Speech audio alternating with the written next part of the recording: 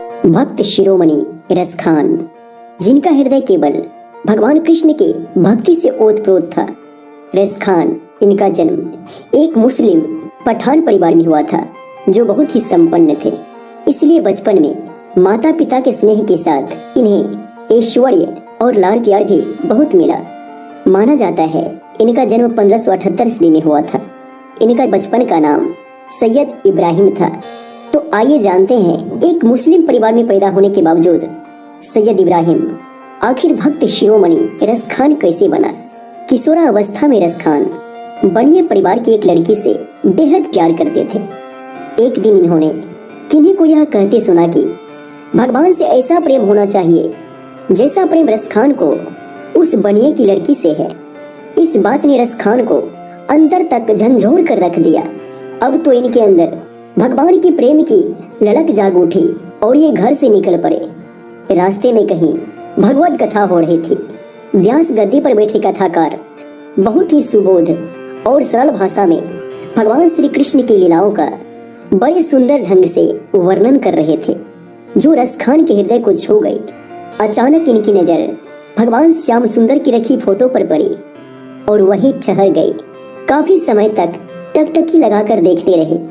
उनके नेत्र भगवान के मनोहारी रूप से हट नहीं रहे थे। जैसे चुंबक लोहे को अपनी ओर आकर्षित करता है, ऐसे ही रसखान का हृदय मनोहारी मनमोहन की मोहनी सूरत की तरफ खींचा जा रहा था। यहाँ तक कि कथा समाप्त हो गई। श्रोतागण चले गए। इन्हें कोई होश नहीं, क्योंकि इनकी नजरें तो जैसे अपलक हो गई। व्यास जी ने इस अद्भुत बालक के प्रेम को पहचाना और पूछा, वत्स, क्या निहार रहे हो? रसखान ने बड़ी विनम्रता से पूछा, पंडित जी, क्या सामने रखा चित्र भगवान श्री कृष्ण का ही है? पंडित जी ने कहा, हाँ, यह उन्हीं नटवर नागर चितचोर का चित्र है। रसखान के नैनों में जैसे भगवान का रूप माधुर्य समा गया हो। गदगद कंठ से बोले, क्या कोई इतना दर्शनीय और मनभावन भी हो सकता है? व्यास जी ने कहा, जिसने इतनी सुंदर सृष्टि का निर्माण किया है वह दर्शनीय और मनभावन तो होगा ही। अब तो रसखान बड़े प्रेम से बोले, व्यास जी, यह मनमोहनी सूरत मेरे हृदय में समा गई है। अब तो साक्षात मुखमंडल देखने के अभिलाषी हूँ। आप मुझे बस इनका पता बता दो, मैं शीघ्र ही इनसे मिलकर अपने हृदय की तरफ शांत करना चाहता हूँ। व्यास जी ने कहा, भैया, ये तो ब्रज के नायक हैं, ब्रज में ही मिलेंगे।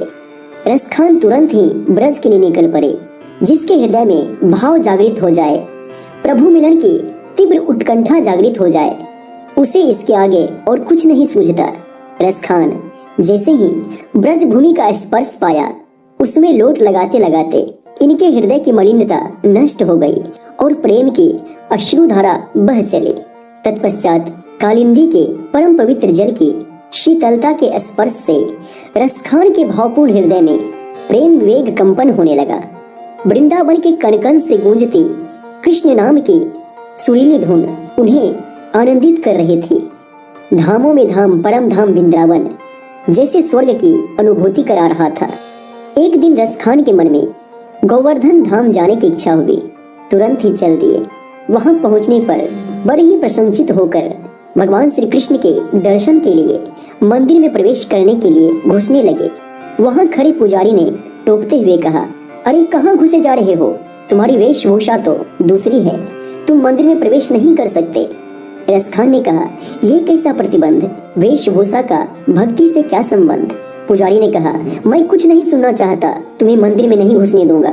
भाई, मैं भी तो इंसान ही हूँ, सबकी तरह मैंने भी एक स्त्री के गर्भ से जन्म लिया।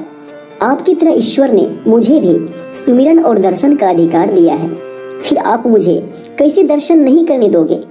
पुजारी ने कहा, अपने ये तर्क किसी और को सुनाना, मैं विधर्मी को मंदिर में नहीं घुसने दूंगा। परंतु तुम इस प्रकार नहीं मानोगे।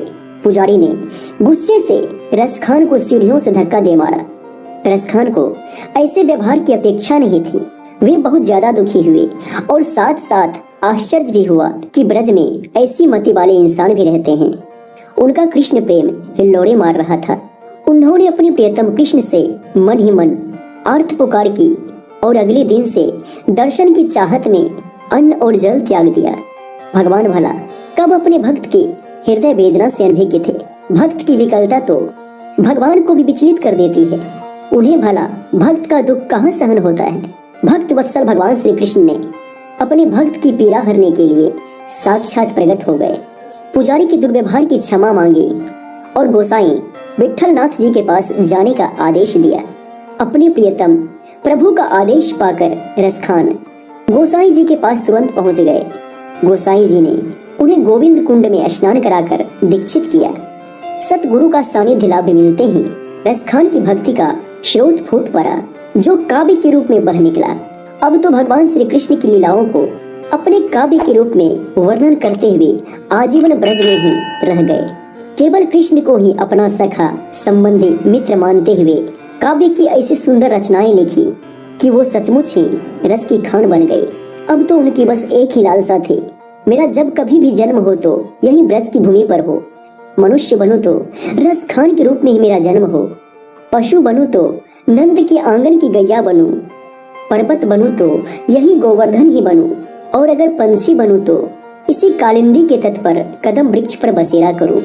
इस प्रकार उच्च कोटि के काव्य और भक्ति के धनी रसखान ने प्रभु सुमिरन करते हुए 45 वर्ष की आयु में निज धाम की यात्रा पूर्ण की। एक अद्भुत घटना घटी, वो ये कि जिनके दर्शन के लिए अनेकों योगी, सिद्ध पुरुष, परम भक्त आदि जन तरसा करते हैं, उन्हीं भक्त वत्सल भगवान कृष्ण ने अपने निज हाथों से अपने इस प्रिय भक्त की अंत्येष्टि कर भक्त की कीर्ति को बढ़ाया। धन्य है ऐसी महान रसखान जिन्हें प्रेम पास में बंधे भगवान की कृपा और दर्शन दोनों का परम सौभाग्य मिला। दोस्तों, रसखान जैसे भक्त के लिए एक लाइक तो बनता है और आप अपना प्यार चैनल को सब्सक्राइब कर दें। नमस्कार, प्रणाम, धन्यवाद।